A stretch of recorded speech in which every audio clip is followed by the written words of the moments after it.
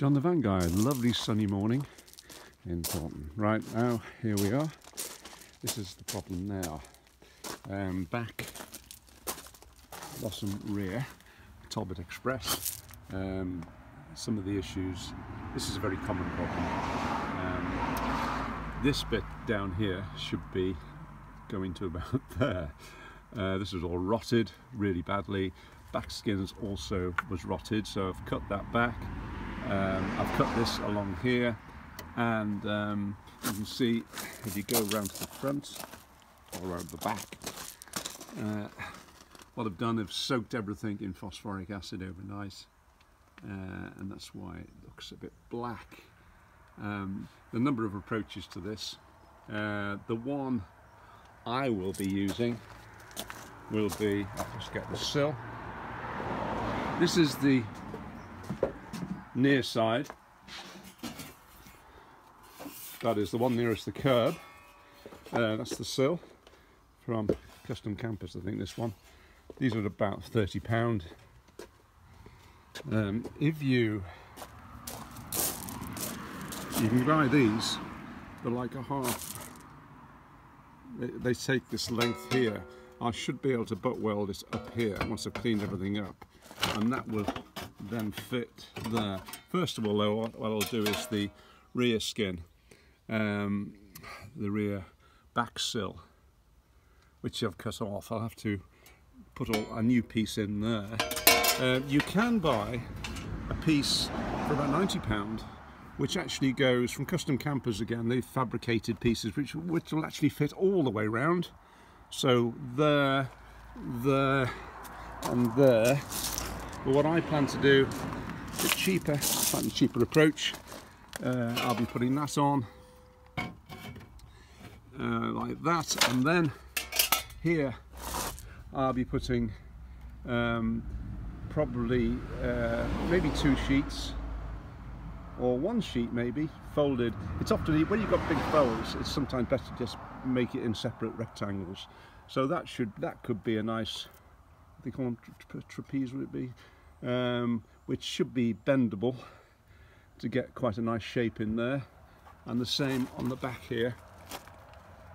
So I can actually put sheets of metal in there. I might just way of doing that, I think. For the back, which I'll probably approach first, you can just see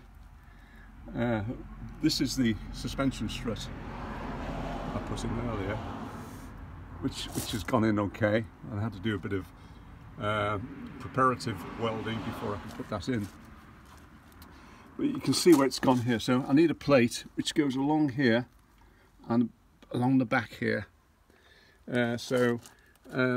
All it'll take is a steel plate, and probably I'll drill 8mm holes in the bottom of it, so I can plug weld into this once this is on. And I think that's the approach I think I'll use at the moment. This bit here I'll have to build up, probably cut all this out and then shape a bit in.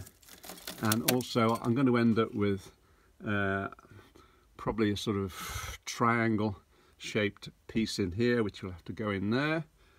Triangular piece. I've done the triangular pieces here, you can see when I did the sill. Sorry for the reflections and everything. But that should work. By the way, once you've actually done the welding, I tend to like to cork all the welds soon after I've done them. I've just sprayed these for the time being with a rust preventer. Now this bit here is interesting. This often happens where the rubber or plastic bumper bit goes on here. It's like a small half bumper goes stuck on here. Often these bolts break off when you actually try and get them off because they're rusted to bits. Now here, this is exactly what's happened here. When I tried to take it off, the bolt actually broke. Now what do? You can either drill that out. I could put a riveter, use that to put a nut in, as I've shown in previous videos. What I've thought I might do here to make it easier was simply to knock that back. I've hammered that back, and that will fit, a nice rectangular plate will fit on there.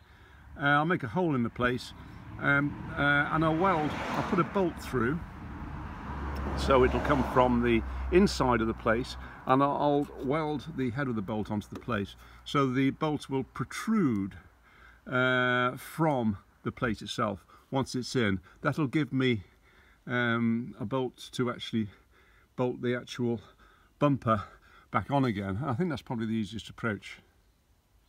Right, so that's where we are. Looks a mess now, but all doable. So don't be too despondent when you see this sort of thing. Let's have a look at the rear. Looks okay.